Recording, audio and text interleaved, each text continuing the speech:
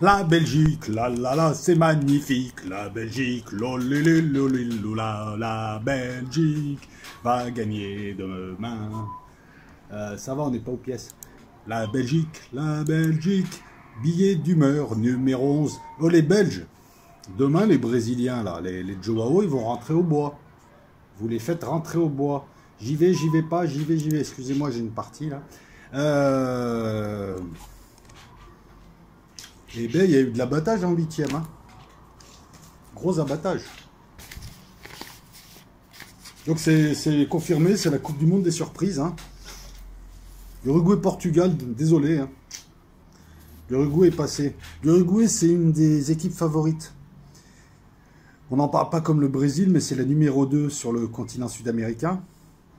À chaque fois qu'elle affronte l'équipe de France, c'est toujours des matchs serrés. 4 nuls, une défaite pour l'équipe de France, 1-0. Il n'y a eu qu'un but en 5 matchs. Elle n'a pas encore pris de but. Elle a une vraie défense. C'est des très bons joueurs, avec ou sans Cavani.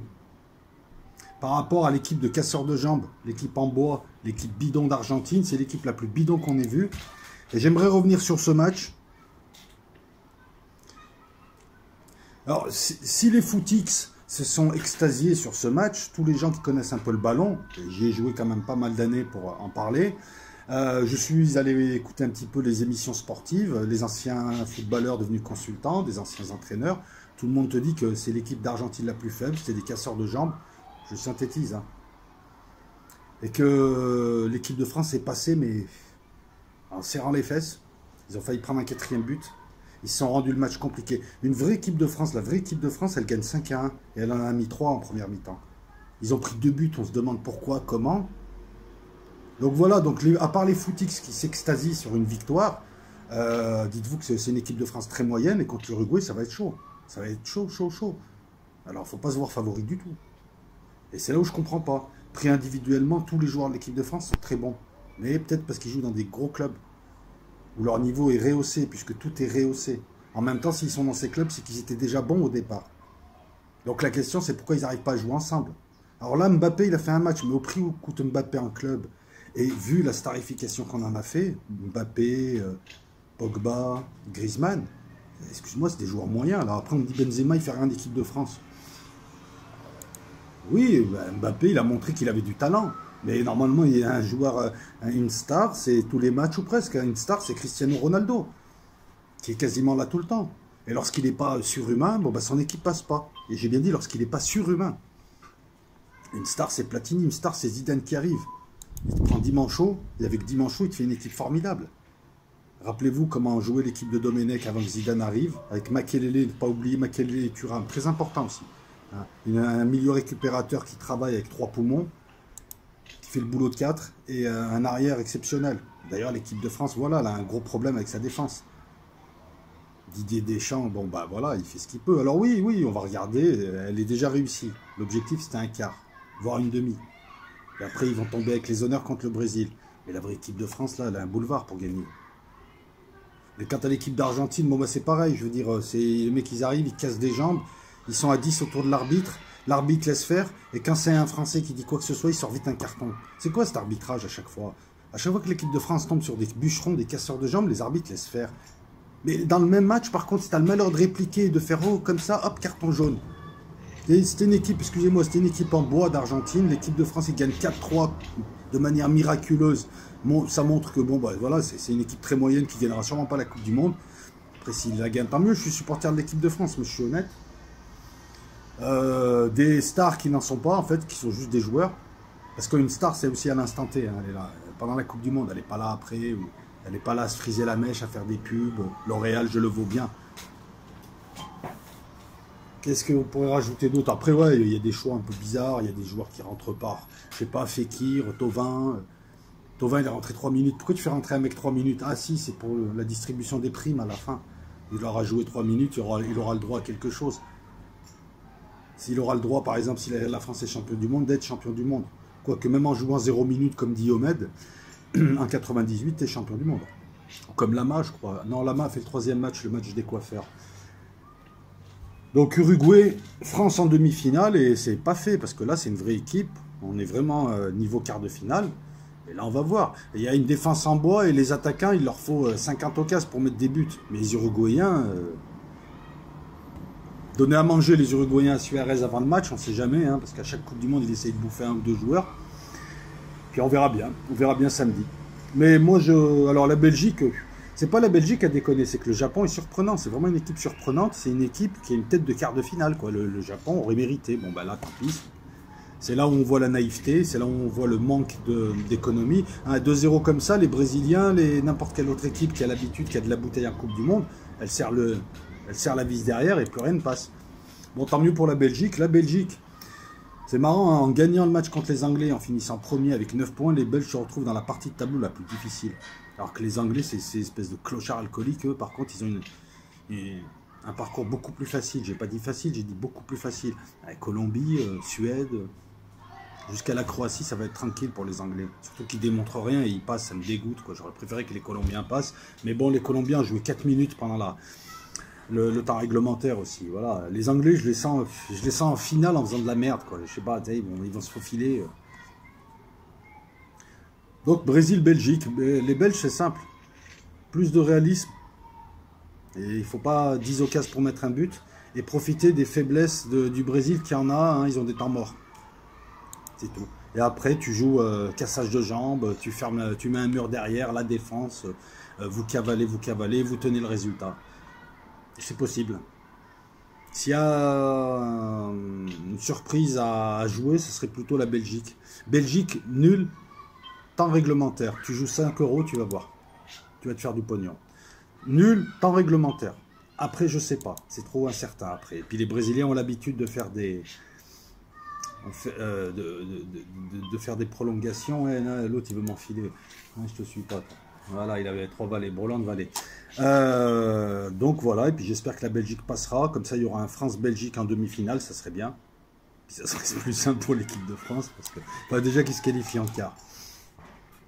L'Argentine, des provocateurs, des truqueurs, des découpeurs. C'est pas la vraie équipe d'Argentine. Hein. C'est une sous-équipe, c'est pas l'équipe. N'importe qui leur a mis 3-0, quoi, je veux dire. C'est ce qu'on fait d'ailleurs les Croates. Bon, faut être du Nigeria pour se faire blouser par des gens comme ça. L'équipe de France s'est retrouvée menée quand même. Et puis 4-3 en serrant les fesses jusqu'à la fin. Alors que normalement, il y a 3 buts d'écart. La première mi-temps, ils l'ont dominé, ils finissent à 1-1. Mais ça pardonne pas au niveau, ça. Après, oui, il y a eu des rebondissements, mais bon, c'est pas un film, c'est pas le film du dimanche soir. Pas vrai, ça. Il y a peu de gens qui connaissent le ballon et qui sont satisfaits de cette équipe de France qui t'a fait un match bien. Et le dire, c'est bien. Voilà, on est supporter, on est chauvin, mais on dit la vérité, c'est tout. J'y vais pas, tête de mort. Donc, Uruguay, France, Brésil, Belgique. Il n'y a pas l'Espagne, ils se sont fait choper par les poivreaux, pareil. Et les Russes, ils ne sont même pas aidés par les arbitres. Ils sont transcendés par leur public. C'est une équipe en bois. C'est une équipe de chez Télétoon l'an dernier, qui là est en quart de finale contre la Croatie. Et puis en plus, ouais. Je sais pas s'ils s'aiment bien en plus avec les Croates. Quoique non, ça va. Ça peut aller encore. Russie-Croatie. La Croatie bat le Danemark, tant mieux, parce que ça a été une purge. Match de merde. Cassez-vous les Danois, cassez-vous, rentrez chez vous. Cassez-vous. Ah, franchement, c'est pour jouer comme ça. Vous avez salé le mondial, en fait. C'est n'importe quoi. Les mecs, ils ont trop de tension, ils sont sous Temesta, je crois. On devrait interdire à des équipes comme le Danemark et la Suède de venir jouer la Coupe du Monde, sérieusement. Parce que comme ils jouent, c'est honteux, c'est minable. La Suède, qu'est-ce que vous avez fait les Suisses? Vous aviez un parcours, putain, jusqu'au bout, jusqu'en quart au moins. Vous perdez contre des Suédois. Switzerland, les montres suisses, Philippe Patek qui perd contre Ikea. Le haut de gamme contre le bas de gamme. UBS, l'Union des banques suisses, contre une commissaire à l'ONU aux réfugiés de je sais pas quoi qui importe des gens en Suède et qui a dévirilisé les Suédois qui maintenant portent leurs gosses avec des poches kangourous alors qu'avant c'était des vikings qui terrorisaient l'Europe. Vos anciens ennemis doivent rigoler, les Suédois. Ouais, faut se dire les choses, j'en profite. Tu permets, je vais me faire plumer. Voilà, regarde-le. Je sens qu'il va me faire un coup de salope. La configuration 5-3-3, Roi 6. Moi j'ai un Roi et un 7. Mais il y a le 3-3. Non, il a beaucoup trop d'out.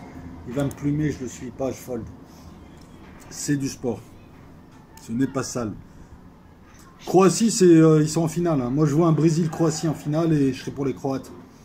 Pour une fois. Parce que, pourquoi? Alors que j'ai toujours affirmé que j'aimais bien les Brésiliens. Parce que je ne reconnais plus le Brésil d'avant où tu avais Socrates, Zico, Rai. Qu'est-ce qu'il y avait encore? Falcao. Tu avais des magiciens du ballon. Ils étaient beaux à regarder, jouer. Hein. Ça va, calme-toi. Faut pas virer ma cutie. Et là, on a quoi? On a des starlettes hyper prétentieuses avec 2 coiffeurs, 10 masseuses. Neymar qui se roule, mais putain, moi j'ai fait du rugby. Rugby, le mec, on lui a coupé la jambe, il essaye encore de jouer, tu sais, il essaye encore de t'en mettre une, tu sais, de te mettre un tampon. Là, le gars, tu le touches, il te fait des roulades avant, des roulades arrière, il chiale sa mère avec sa tête de ragondin. Neymar, j'en ai marre. Ah, sérieusement, j'en ai marre de Neymar, de ses roulades. J'en ai marre des Brésiliens, de leur tête de travelot. De leur pseudo-religiosité, là, prier Dieu comme si Dieu il allait venir t'aider pour un match de foot, mais arrête de nous prendre pour des cons. En plus, tu le pries au moment du match et après en after, c'est pas Dieu qui est à tes côtés sur tes genoux. Ah ouais. Non, il me saoule ces espèces de tata qui rentrent au bois. Donc j'espère que les Croates passeront. Déjà, j'espère que l'équipe de France va les taper en demi. Ça les calmera un peu. Surtout que l'équipe de France, c'est leur bête noire. À chaque fois qu'ils les affrontent en Coupe du Monde, sur les 86, 98... 2006, il passe à la casserole. Hein. Voilà. Et en bas, on a les Anglais, ces espèces de clochards qui ont un parcours de rêve là jusqu'à la demi-finale et la Croatie. Mais ils sont capables de passer les Croates sans jouer, sans même être là. Ils te mettent des bouteilles de Heineken à la place. Et voilà, et les Croates d'un coup ils se mettent à les jouer. Ça me dégoûte, ça me dégoûte, ça me dégoûte. On est au bout du Pérou qui est rentré chez lui en 2 roues. Ah, l'équipe du Pérou qui n'a pas démérité. Mais on a vu, dans cette Coupe du Monde, on a vu l'Iran, on a vu le Japon, on a vu la poisse qui entoure les équipes africaines, on a vu les équipes arabes, je ne vais pas en rajouter. Hein, bon, voilà. Fort avec les siens, faible à l'extérieur, comme d'hab. On a vu, c'est une Coupe du Monde d'outsiders, moi je pense. Enfin, c'est même pas je pense. À part le Brésil, il reste qui? Comme gros, l'Espagne, ciao. Portugal, ouais, le Portugal c'est un gros, ils sont champions d'Europe. Ciao. L'Allemagne, ciao. Les Anglais, ça n'a jamais été des gros en équipe nationale, c'était surtout leur club qui dominait. L'Argentine, de toute façon, elle serait passée que on aurait pu considérer qu'elle n'est pas là, dans la mesure où c'est pas la vraie équipe d'Argentine. Là, je sais pas, c'est des braqueurs qui sont sortis là, ils les ont chopés Rio Plata, là-bas ils les ont emmenés. Je sais pas ce qui s'est passé. Il n'y a pas l'Italie, ça aussi c'est... Normalement, il devrait y avoir une loi qui interdit une Coupe du Monde sans l'Italie, c'est pareil aussi.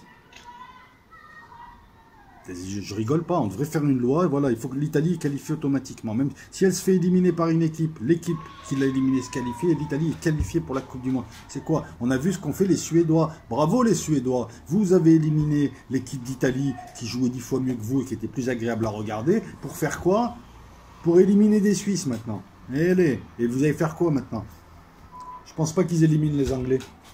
Je sais pas pourquoi. Ils vont faire un complexe contre leurs cousins du Nord alcooliques. Voilà, donc on a l'écart. Tout est dans la boîte. Si tu veux que je rajoute d'autres, tu veux que je sorte une vanne. Tu sais comment on appelle un arabe qui aime la musique? Un melon man. Allez, ciao. C'est pas bien les blagues racistes comme ça. Après YouTube va me striker. Regardez. Je vais réussir mon spot là.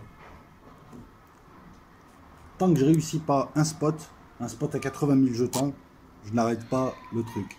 Tu pousses, tu t'abonnes, tu envoies un chèque à la NASA qui va me payer parce que je travaille pour le système et la NASA. Et ciao, c'était le billet numéro 11. Fait spontanément avec des notes. Attends, j'ai pas oublié une connerie moi. Si, attends, on va la faire à la bonne franquette. J'ai oublié de dire effectivement que l'Uruguay et Suarez étaient sponsorisés par Charal. Putain, le cabot. J'en suis à noter mes vannes. Ça, c'est la déchéance. Quand tu notes tes vannes pour les ressortir un peu plus tard, il y a du calcul. C'est la déchéance intellectuelle. Et en plus, c'est pas marrant. Donc celle-là, il ne faut pas la considérer comme une super vanne. Ciao.